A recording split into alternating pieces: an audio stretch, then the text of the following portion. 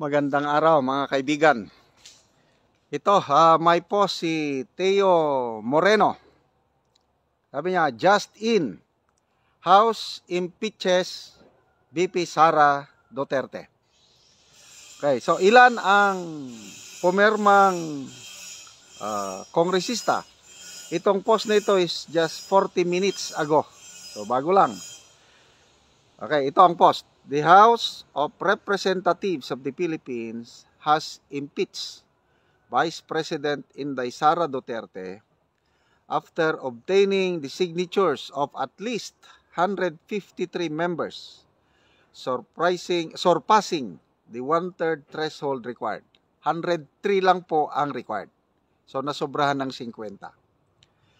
The impeachment process now moves to the Senate of the Philippines for trial. Duterte faces 3 impeachment complaints accusing her of misusing confidential funds, engaging in graft and corruption, and betraying public trust. The first, led by Akbayan Party List Representative Percy Sendanya, accuses Duterte of failing to properly account for 125 million in confidential funds in 2022. The second, filed by Bagong Alyansang Makabayan, also alleges betrayal of public trust, particularly over the misuse of confidential funds. The third complaint, brought by a coalition of Catholic priests, civil society leaders, and lawyers, expands the accusation to include plunder, malversation, bribery, and graft and corruption.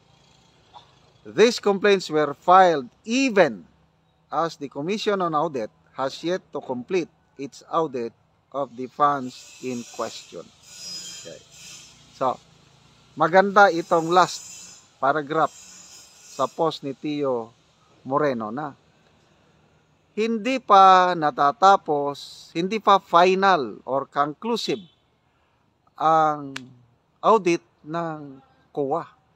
Notice of disallowance pa lang yun. So, yung akusasyon na nagkaroon ng misuse yung confidential funds ni VP Sara noong 2022, hindi pa yun klaro. Trabaho yun ng COA. And dahil itra-trial na sa Senado, palagay ko, sa aking opinion lang ito, malaking lusot, malaking pag-asa ni VP Sara na malulusutan niya itong impeachment complaint na ito. Okay, magbasa lang muna tayo ng mga comments.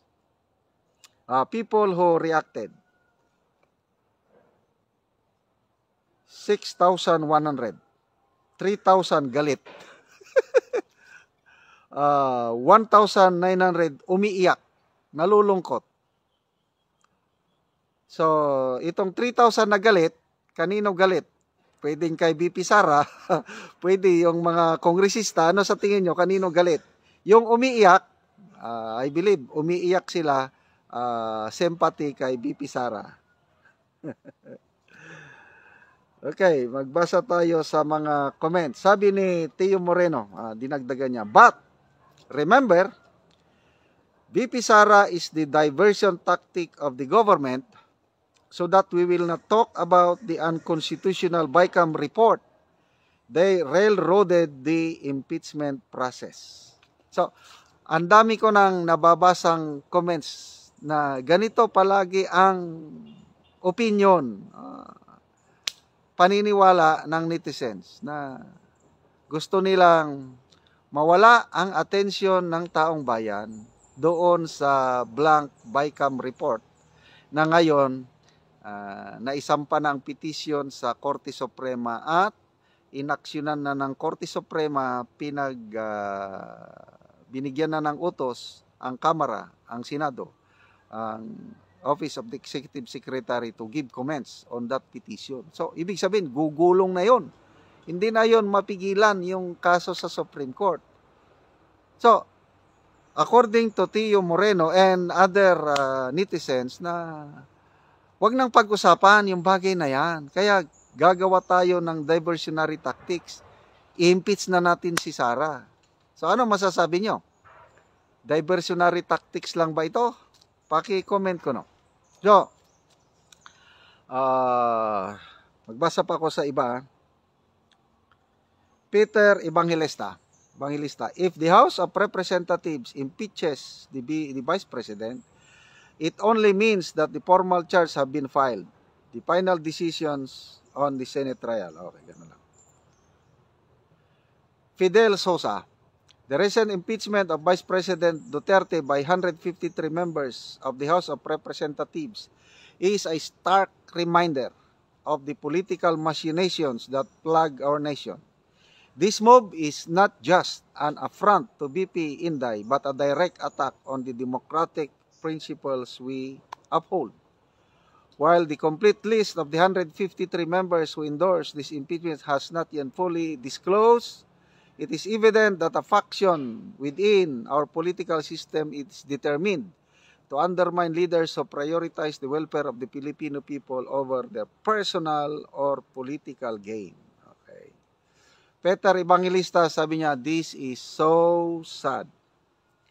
Itong isa, please get the names of those who sign and let it be known to the public.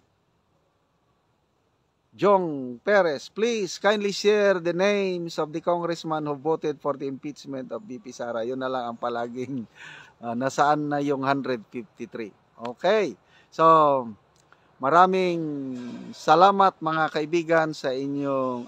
by the way, again, mga supporters ni VP Sara, huwag kayong mag-alala dahil abogada ang ating Vice Presidente. Abogado ang kanyang tatay, prosecutor. Kayang-kaya nilang lusutan ito. Okay? Ako, natutuwa pa nga ako na itinuloy na nila para malalampasan na ni VP Sara ang trial na ito. Mananalo, sa opinion ko lang. Personal opinion ko, mas marami ang senador na boboto sa acquittal ni VP Sara. I hope I am wrong. I don't know sa inyong paningin. But let's see. Dahil nandyan na, aakyat na . Okay, maraming salamat sa inyong panonood palagi.